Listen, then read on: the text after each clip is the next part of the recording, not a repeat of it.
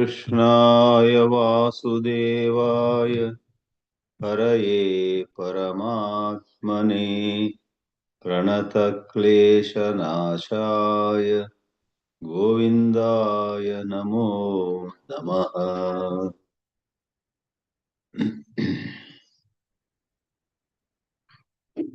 We took 2 classes to go over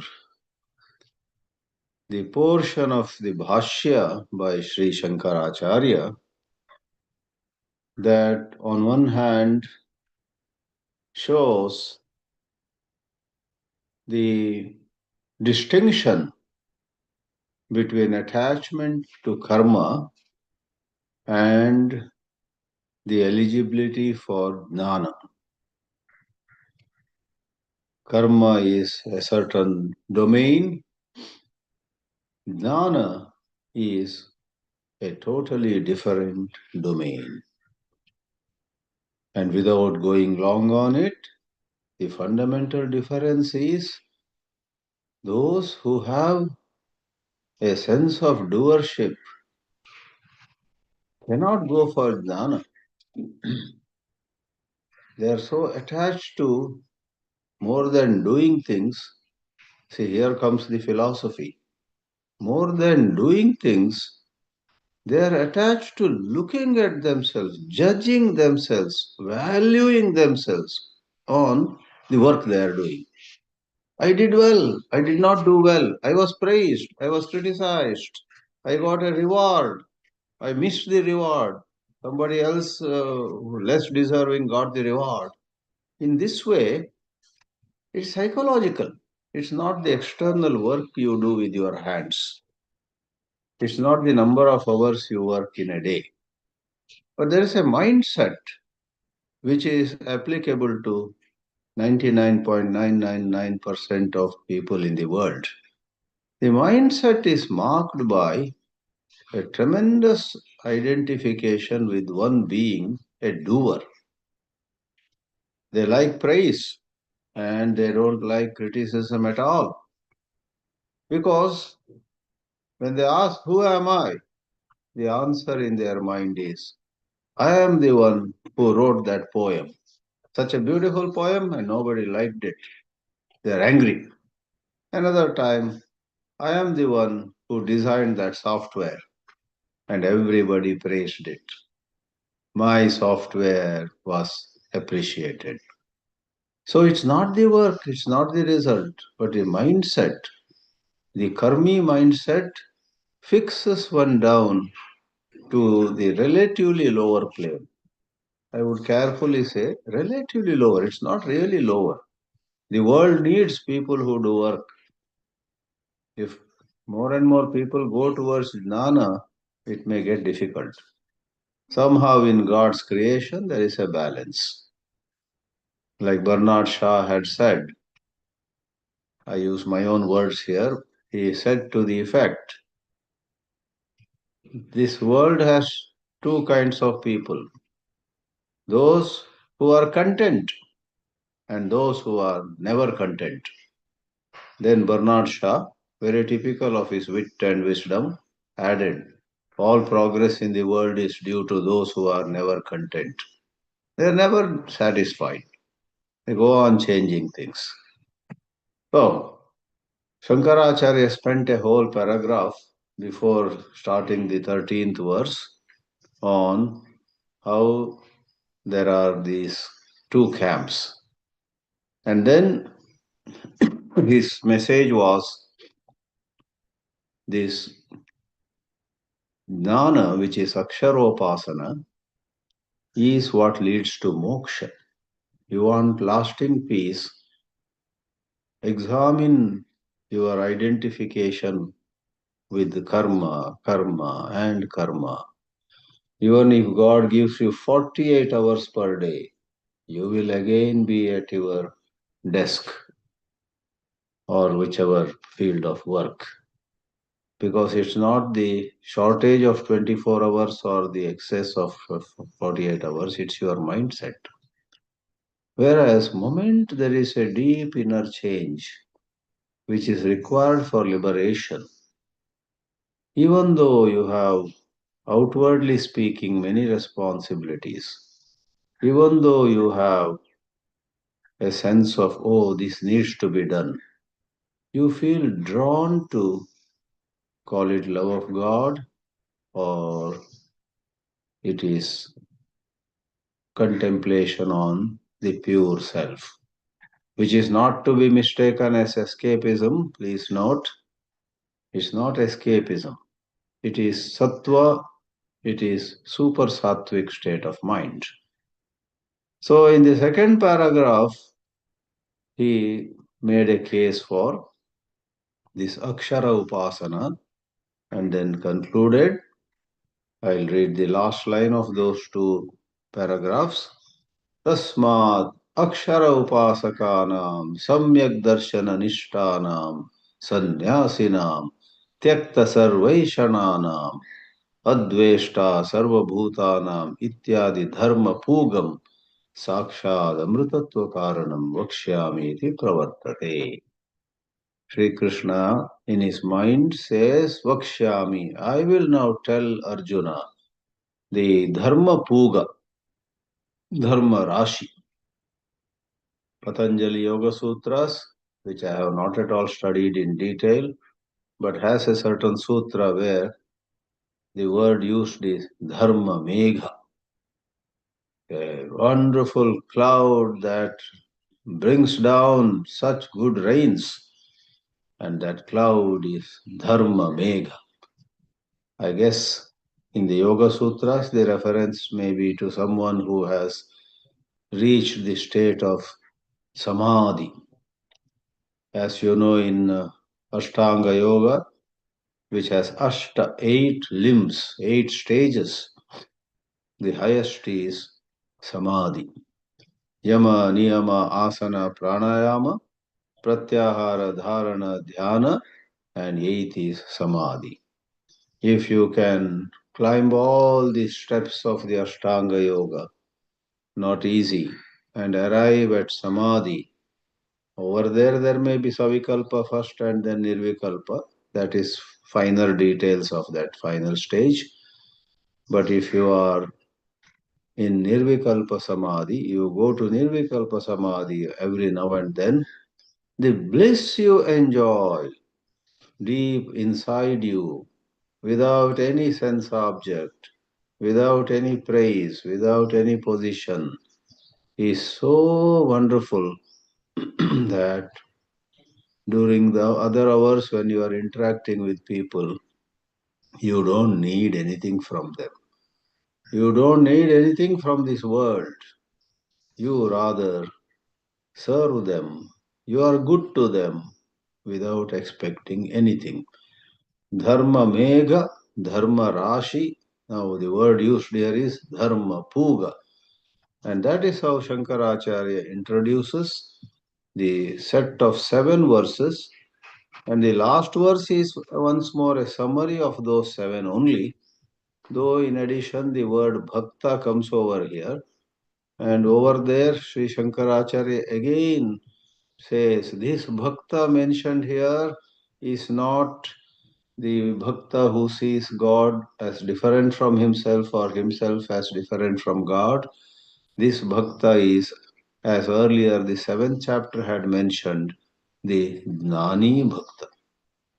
In this Bhashya, we will see Shankaracharya refers to a certain verse, verse number 17 of chapter 7, where after mentioning 4 kinds of devotees, Chaturvidha bhajante mam jana sukritin arjuna arto jijnasurartharthi gnani cha bharatarshaba, there is this shloka 17 coming up where it says, he praises all of them. Udara sarva evaite. All these are very noble ones. All these deserve highest praise. However, Udara sarva evaite jnani tu atmaiva me matam. That shloka he quotes and connects the 20th verse to that kind of bhakta. Therefore, let's see what are those Dharma Puga, that is excellent human values, excellent virtues, sterling qualities of someone who is truly 360 degrees evolved in spirituality. What are those hallmarks? And these shlokas are indeed such verses. Anybody would love them. For without knowledge of Atma, Paramatma, and all technicalities, the description here of such pure minded people, 360 degrees evolved. Today, sometimes we find some people who, in some contexts, are so neutral. They don't like any particular community, they don't dislike any other community, and they are so impartial. They say Hindu or Muslim, Jewish or Arab, white or black, brown or this. I am equal to all, and for a while, we adore them. I have sometimes envied them. How come they are so neutral? Wow, they are spiritually evolved. But next day, I come to know that they fought bitterly for some bigger quarters in their organization setup. Because they missed a promotion, they were so upset.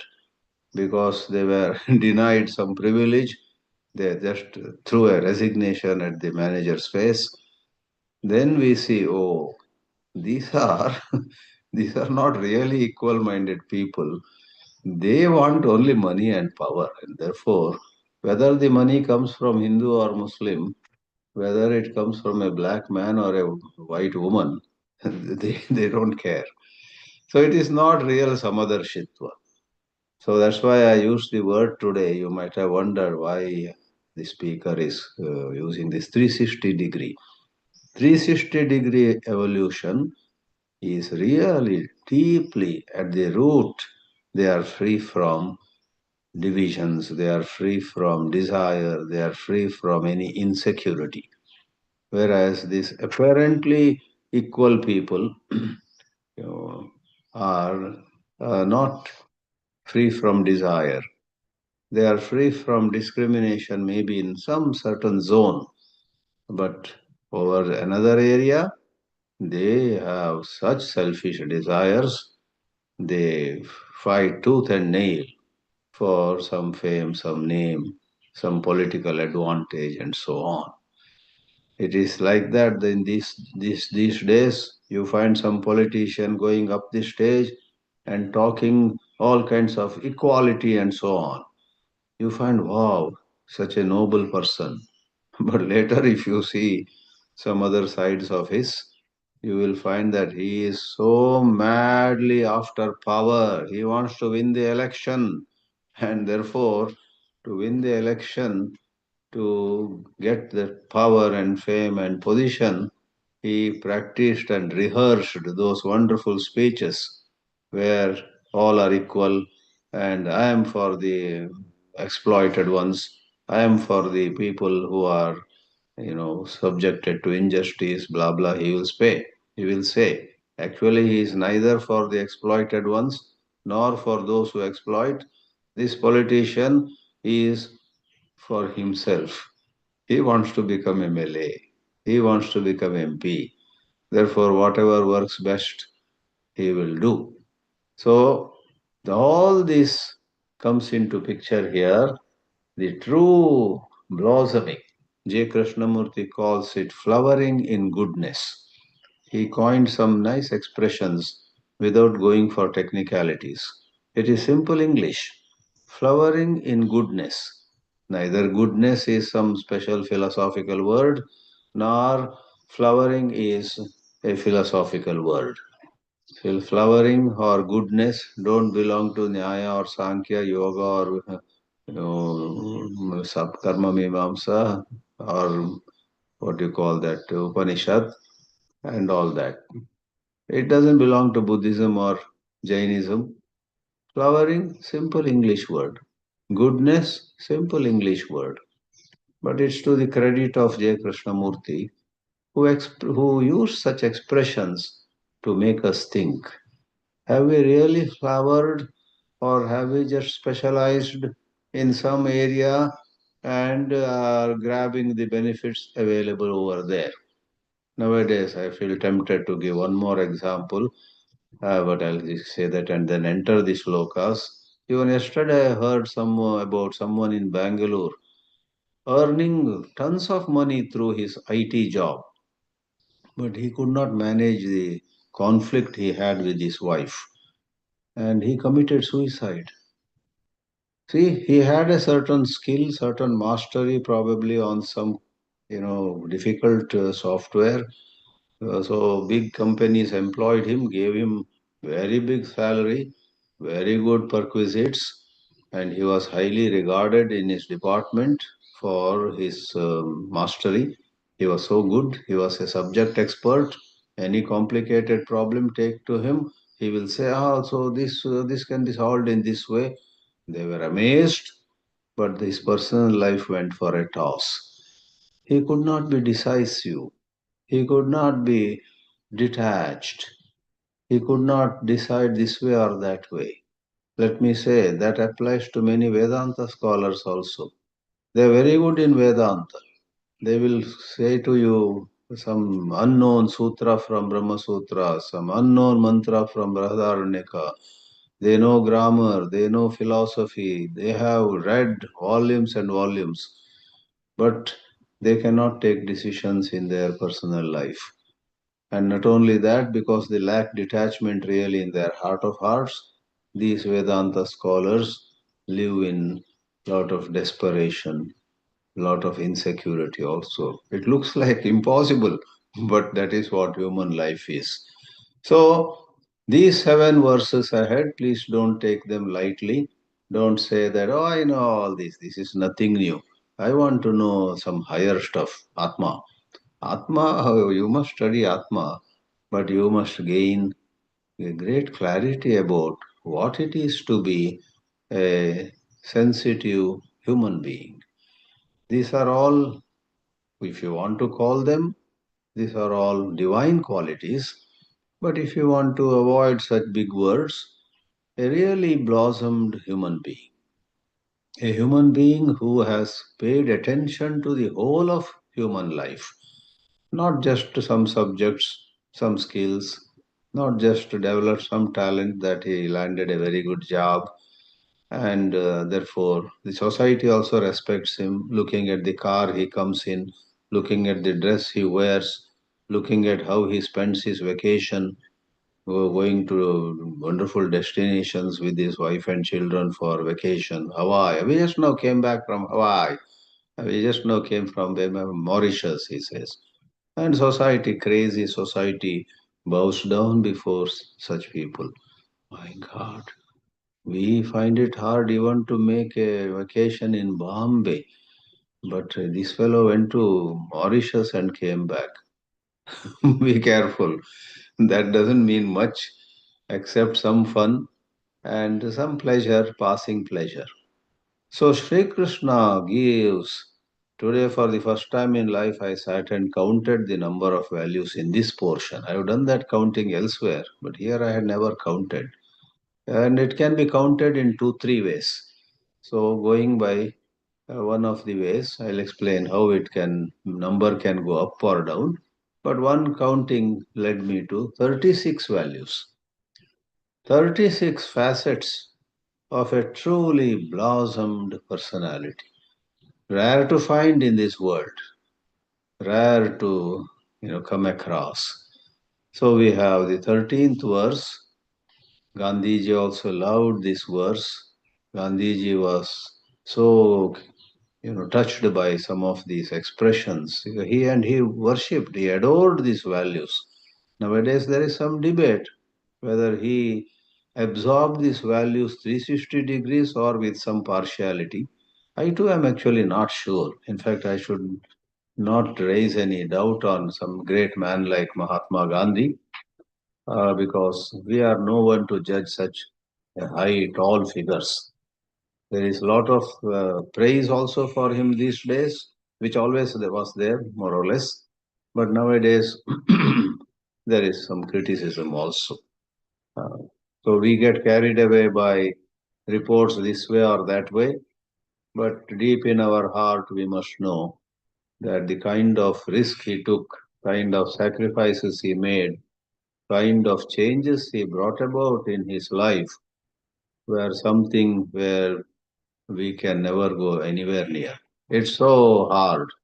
Therefore, even I guess Albert Einstein wrote in the book of condolences in some London or somewhere, or was it Bernard Shaw? One of them wrote, generations to come will scarce believe that such a man in flesh and blood ever walked on this earth. That was the compliment Einstein gave to Mahatma Gandhi.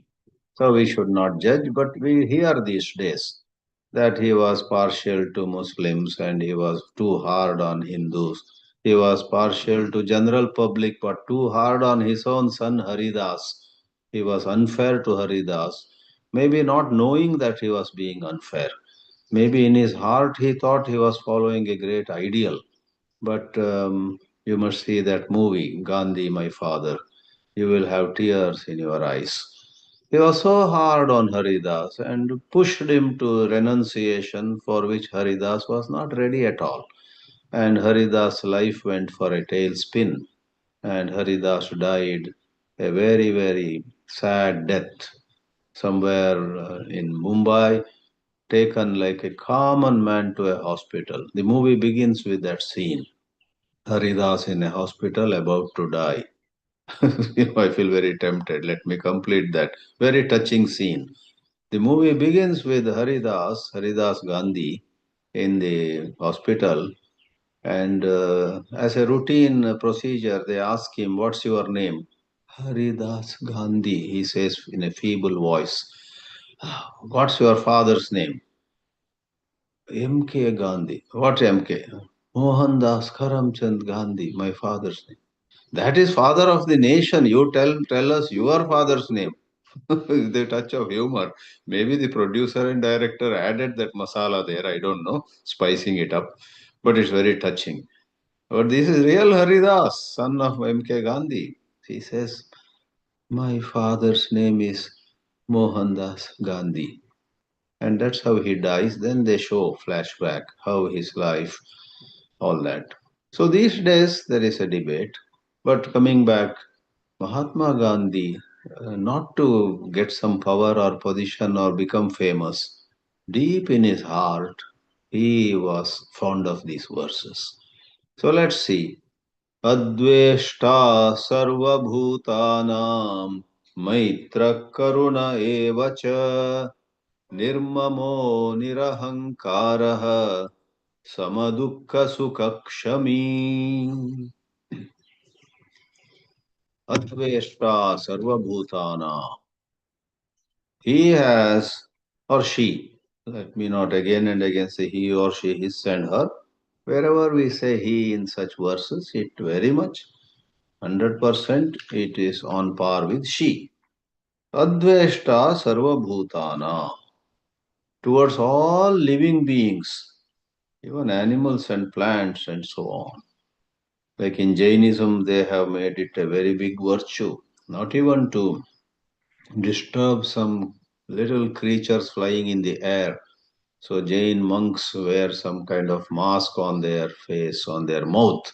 Even when they talk, even when they breathe, they should not disturb any little insects or little invisible creatures in the air. Jainism, Mahavira took the idea of ahimsa and advesha to some kind of a peak. So that's wonderful in a way. Though, once more, I should say, in spite of it, the human mind, very clever human mind, highly deluded human mind, may follow some rules, but somewhere else in their life, they can be ruthless. They can be so unkind. A Jain, for example, not a blossomed Jain, one who has blossomed will be 360 degrees good, but many others who might be total vegetarians and they don't hurt any creature. But when they take some money from, when they lend money and about collecting the money back, they can be very hard. So that is the limitation of not just Jains, Hindus, Jains, Buddhists, Muslims, everybody. When it comes to actually living what their religion teaches, they fail miserably in some quarters. So let's not go to that analysis more. Adveshta Sarvabhutana. And Shankaracharya is so right. This is Akshara Upasaka. Akshara Upasaka doesn't see the other person as other at all. The other person is oneself. Dvesha is possible when you think of somebody as other in whatever way. I am a man and that is a woman, other. I am a Hindu and that is a Christian, some otherness came. I am a Bengali and this person is a Rajasthani. So you draw some, but Akshara Upasaka has studied Upanishads, contemplated so much, done the necessary upasanas to bring Chitta Shuddhi in himself. So how can that division come at all? Even as a certain thought arises, this man is Rajasthani, I am a Bengali. In a split second, thanks to his sincere study, the thought arises, this Rajasthani business, this Bengali business is only on the body level. He and I are both Satchit Ananda. He is also pure consciousness shining through this body which was born in Jaipur. I am also pure consciousness shining through this body which is born in Kolkata. So these things come to him and he is not playing with words.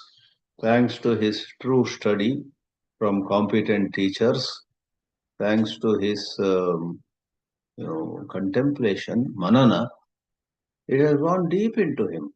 And therefore, how can he hate anyone when in his heart of hearts he knows this other person is not really other? So for connecting Aksharopasaka with this Dharma Puga is most appropriate. Adveshta Sarvabhutanam. Therefore, while all his common sense is intact, he meanwhile has no psychological dislike towards anybody.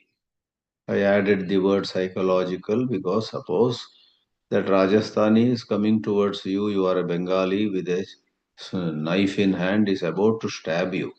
Then you may run or you may somehow, if you also know some martial arts or something, you may hit back, you may very, very, skillfully snatch the knife from him. You may save yourself. That is common sense. In physical attack or in financial matters, these days this OTP has become a big fraud. So using OTP.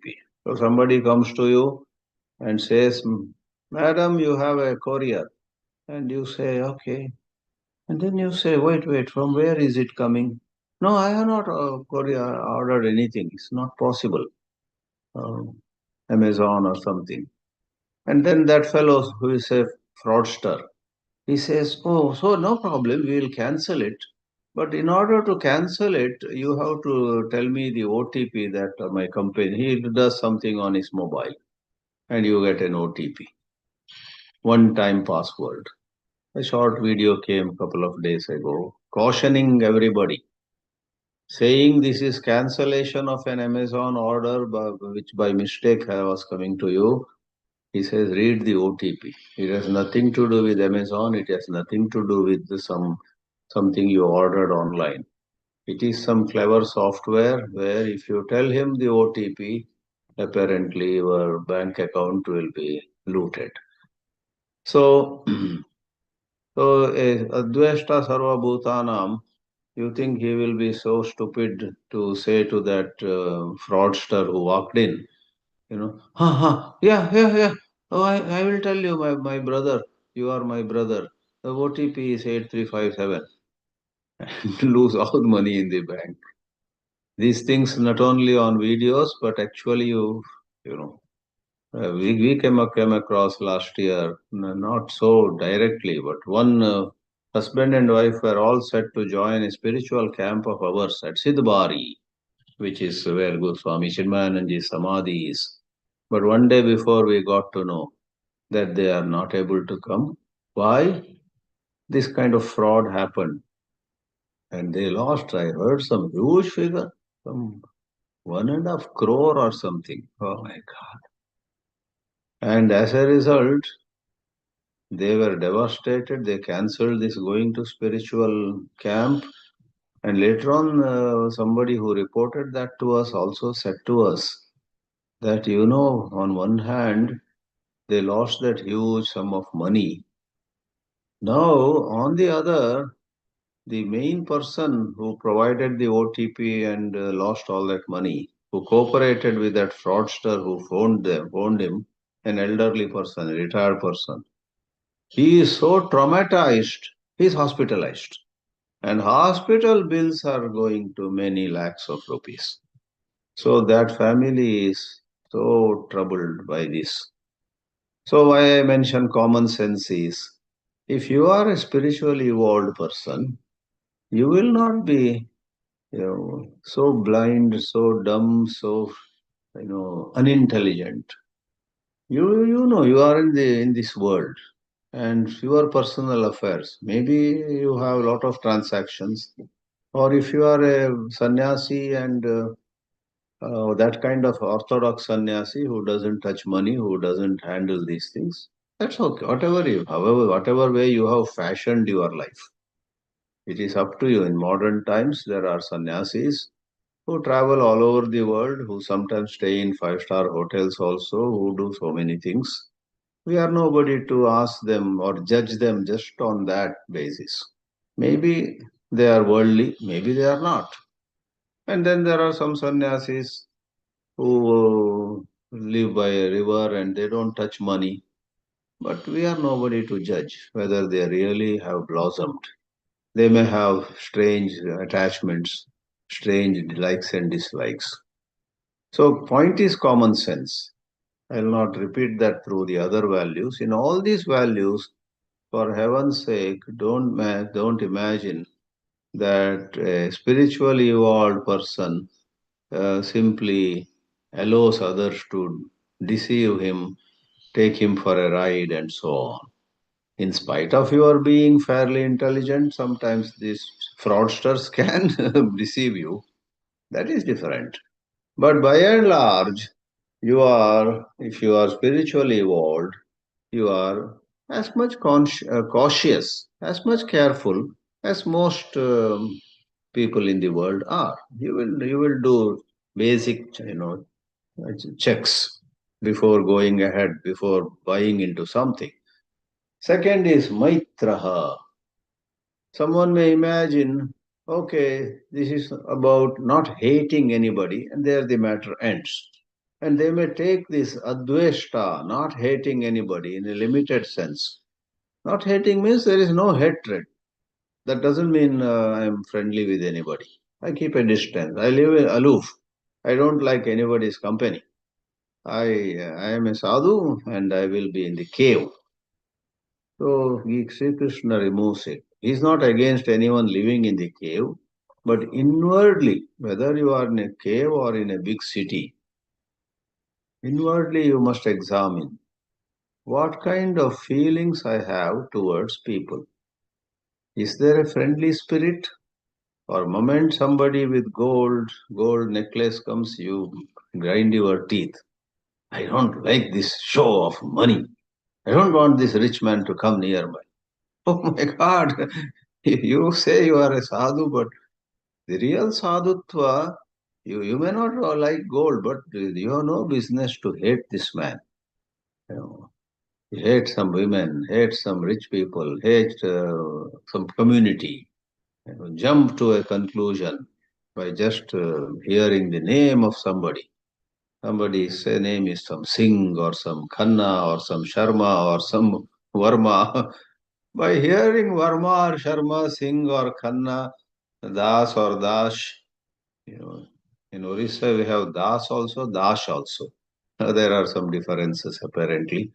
Every state of India has similar looking surnames, but they could be generally representing communities which belong to different levels of the social hierarchy.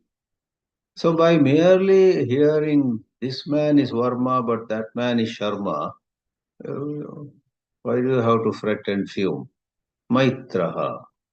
So, not just negation of dislike, but positively you have a friendly outlook. And that friendly outlook doesn't mean that you waste your time, you lose your resources.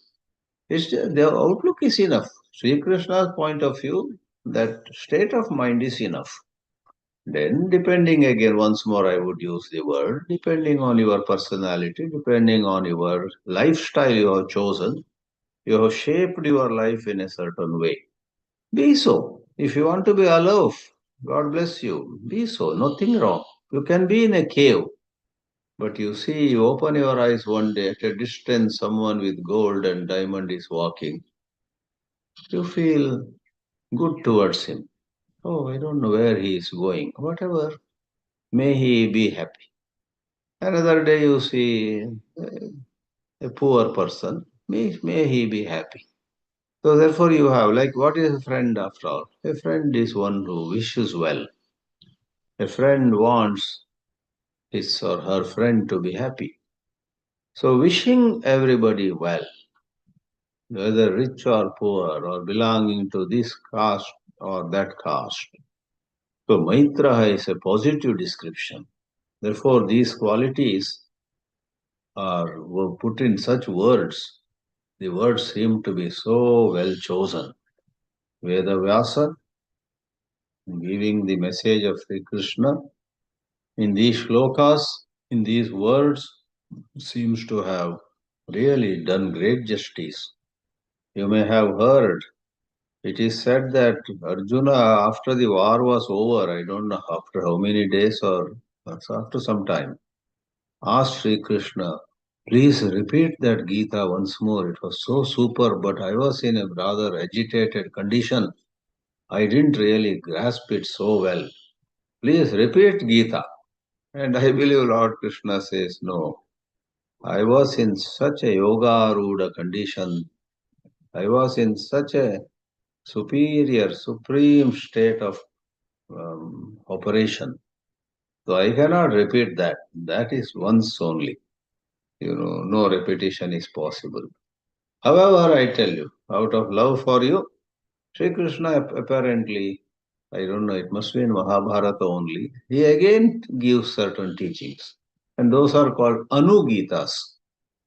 Anugitas are, or Anugita, is supposed to be a second, uh, you know, second rendering or second presentation by Sri Krishna of this great wisdom of Vedanta on both the levels of dharma and moksha. But this first rendering is unparalleled. It is simply extraordinary. Sad Adveshta Sarabhutanam, second Maitraha, Karunaha, compassionate.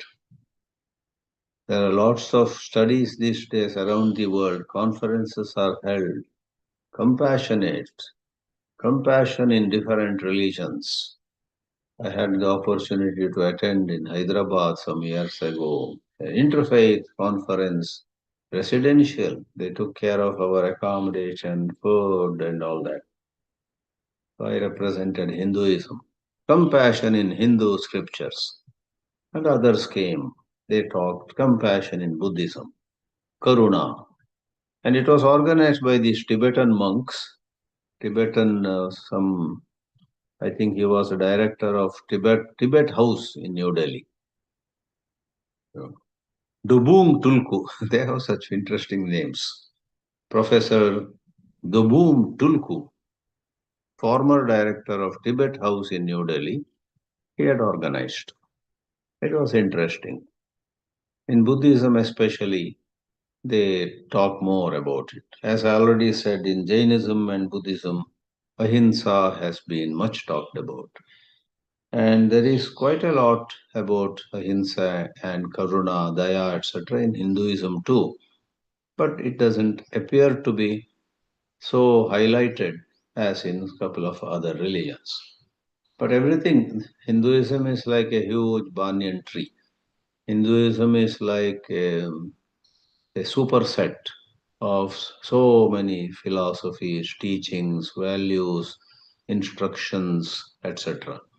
There is hardly something which is not included in Hinduism. Anyway, Karunaha is the person, Karuna is the virtue. Karuna asya asti iti Karunaha. And this covers three values in the first half. Nirmamaha, having no sense of this is mine, this is mama is mine, and ahankara, this is I. So it is a difference between the two.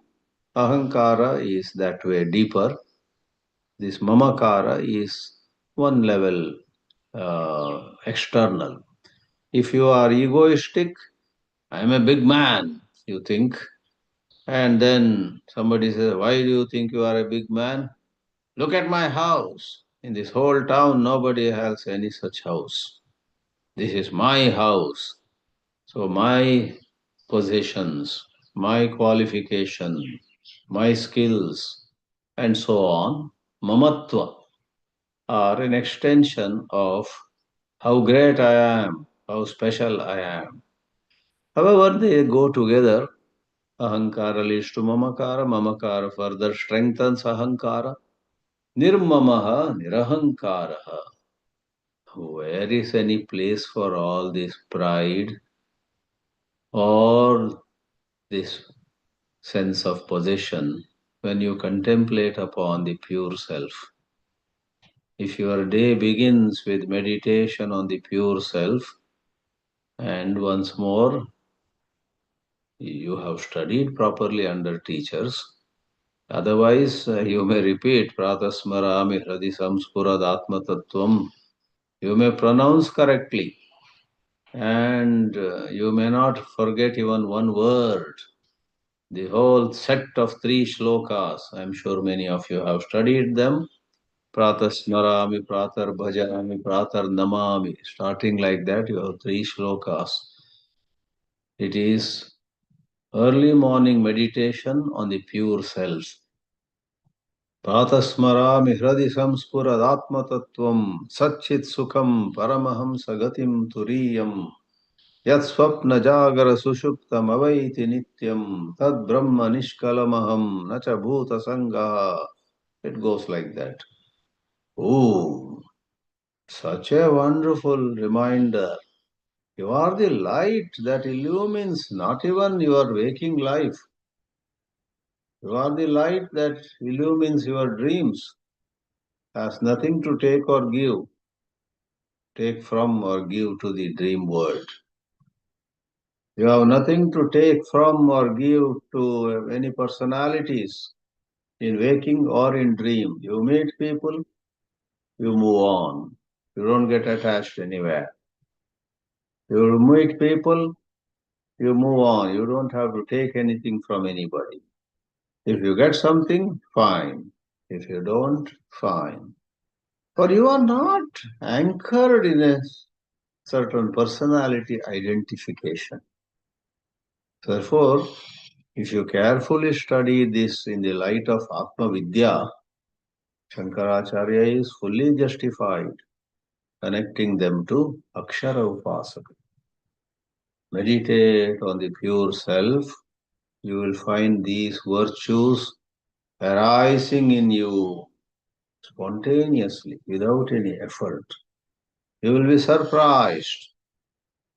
You will be surprised how what is spoken in the Shastras is happening in you, in this personality which you used to take so strongly as you yourself. Now the Vedanta has awakened in you a certain new understanding. I am not this personality. Oh, this personality used to be so stingy before, so miserly. But these days, this personality is so generous. What happened? You notice. And if you are an advanced Vedantin, this change doesn't mean anything to you. I would say if you are a very advanced Vedantin, you don't even celebrate. Because what is there to celebrate? Whatever improved was not you. Whatever was terrible, whatever was a sinner before was not you. Whatever is a meritorious person now is not you. Whoever killed somebody was not you. Whoever now is saving lives, working day and night for the well-being of people is not you. You are the light. Therefore, nirmamaha nirahankara is like a corollary. You have in mathematics a theorem naturally implies certain corollaries. Corollaries are not new truths. The theorem gives you a truth. And if this is so, this, and this also have to be true.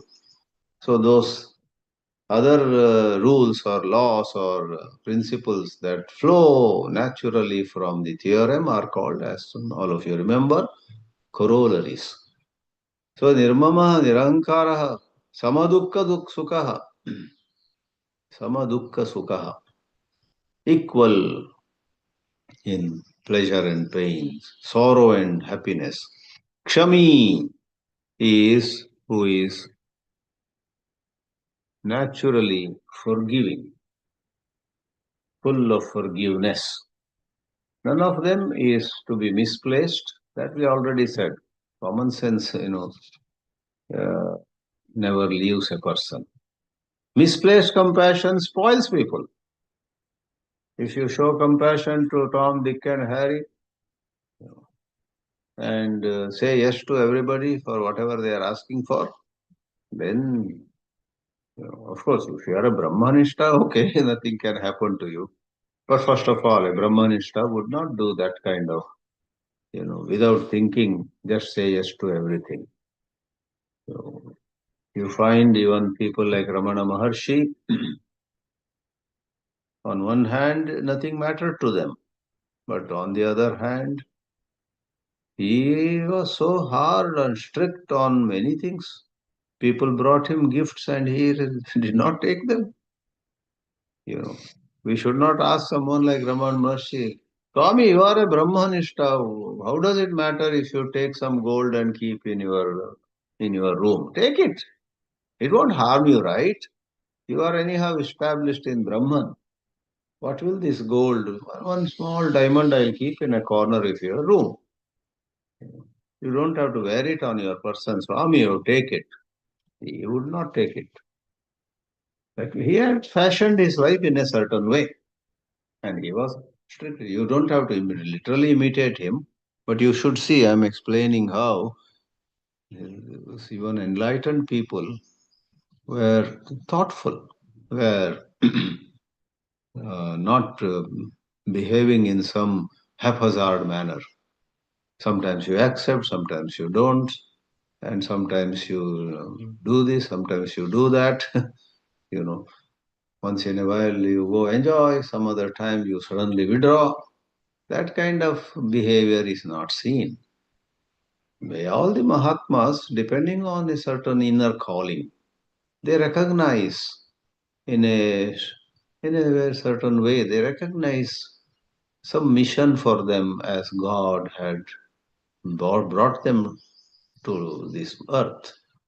God wants me to. Swami Chinmayananda must have thought. Till his last breath, he taught and taught and taught. Until he was no more able to speak, he was going on. Somewhere in San Diego, he had health issues. If he had recovered from it from the hospital, he would have taken the lecture scheduled for next week.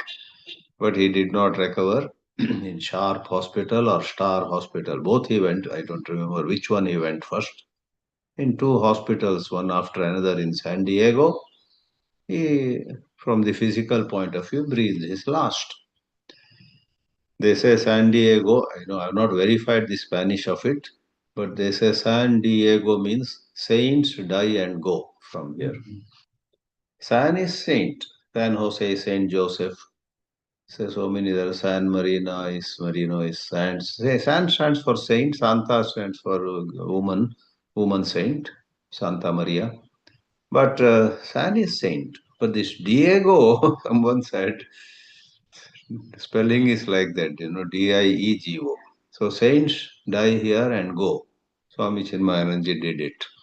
So coming back, he had sort of seen that this body and mind are to be used for dissemination of the wisdom of the Gita.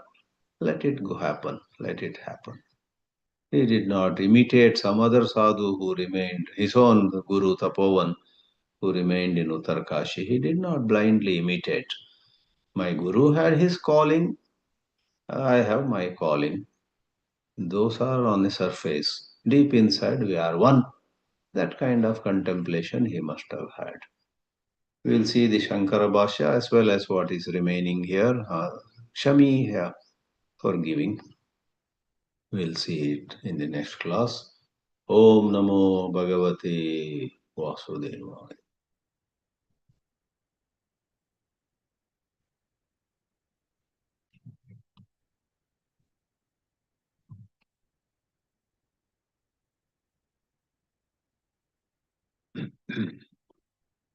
Hari Om and Pranam and Namaste and all this.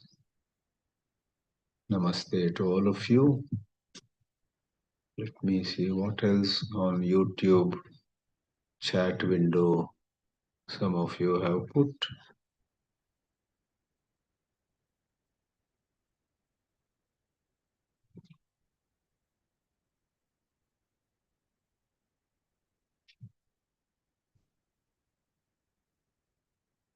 Yes, someone wrote, blessed to be able to join your satsang after many months. Happy to see you. Yes, you were more regular in good old days. Okay, here is a comment. Just as Krishna says he cannot repeat the Gita, we find certain situations or scenes, they cannot be reproduced by merely willing. Situations just happen or flow. We can't make it. Yeah, true. One more comment by the same gentleman. There are two brothers who are very fond of each other. As children, they both just like their father. As children, they both, just like their father, were Gandhians. Recently, one became anti-Gandhi. Oh. But still, they maintained a loving relationship. Ah, that we admire. Because of our philosophical views, we should not dislike each other. I'm so glad to hear this case. The son and father, no, two brothers. Two brothers, earlier both were admirers of Mahatma Gandhi. Now one is pro-Gandhi, another is anti-Gandhi. And it seems, in spite of this big difference with respect to Gandhiji, these brothers love each other. We applaud. That's very good. I think enlightened people are like careful parents who set themselves as examples to a set of following. True. Enlightened people have a great sense of responsibility, though they are not bound by it. They are not bound by it. They are not afraid. Oh, if I don't do this, what will happen? But naturally, they are caring people. Nice example. They are like careful and caring parents. So good. Okay, there is one more.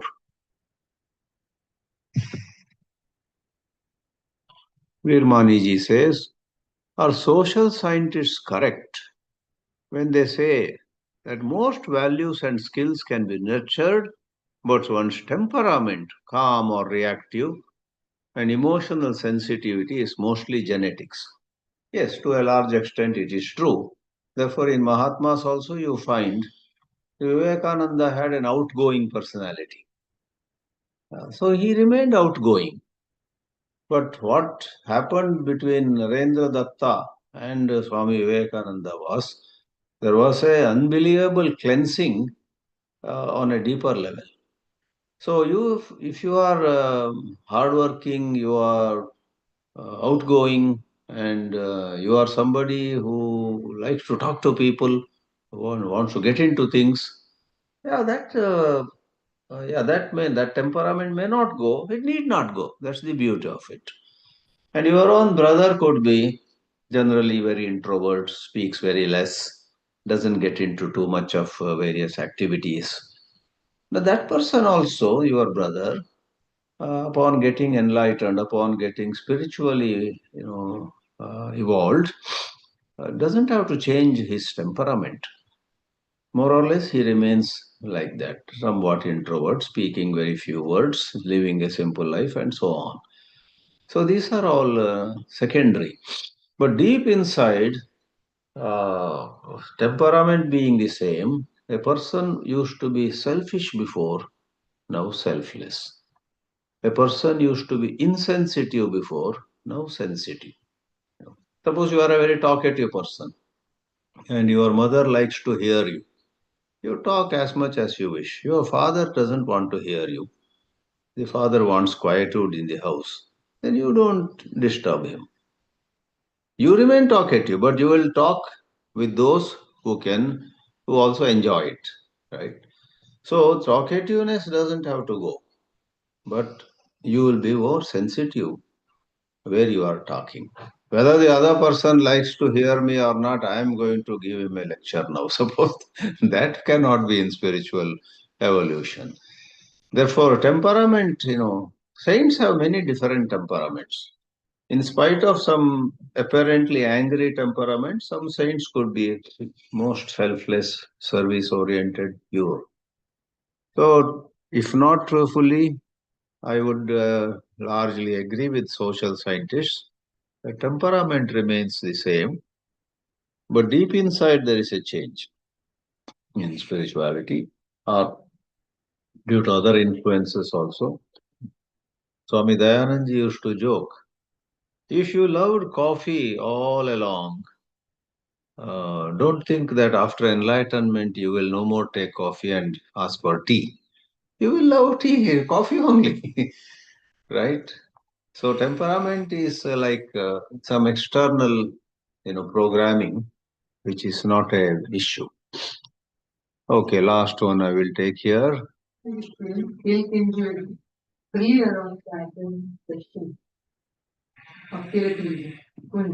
Hinduism?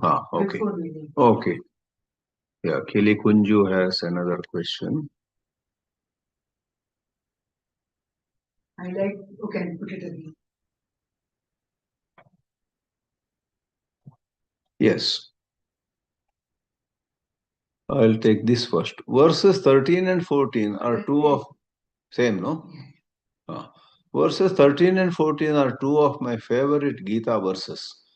Are some of these characteristics, like Adveshta, Nirmamaha, Samadukka, Sukakshami, possible only for the best of bhaktas, or can we also try? Everyone can try, everyone should try. That's the purpose of life.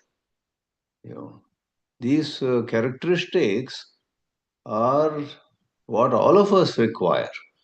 And as we answered in the earlier question, no matter what your temperament is, no matter what your external skills are, you are a professor of mechanical engineering. There is somebody else who is who plays piano. These are all external things. The person who is good in playing piano and you, the professor of mechanical engineering, all have to develop this Adveshta Sarvabhutana Maitra Karuna Evacha. Even an army general, army soldier also has to. Then he becomes free from, even though he may be still in some soldier's duties, he is free from any selfishness and personal dislike. He does whatever he does out of a sense of duty. Arjuna was a soldier, and Sri Krishna asked him to fight the war. So these are not an issue. All of us, we should try, and we will achieve one day. Nature is such that whether we like it or not, we will be evolving. So, in that sense, also, all the sadhana, in a certain sense, is not necessary. You will evolve anyhow. But somebody asked Ramana Maharshi, if anyhow we are going to evolve, then why should we do sadhana? Maharshi counter questioned him. Okay, then don't do sadhana for 3 days. That man said, okay. But very next day he got a bit concerned. I better do sadhana. And he did sadhana. If you are bound to do sadhana, you will do sadhana anyhow. Yeah, so all of us should try. We can try. We will develop that. Hari Om.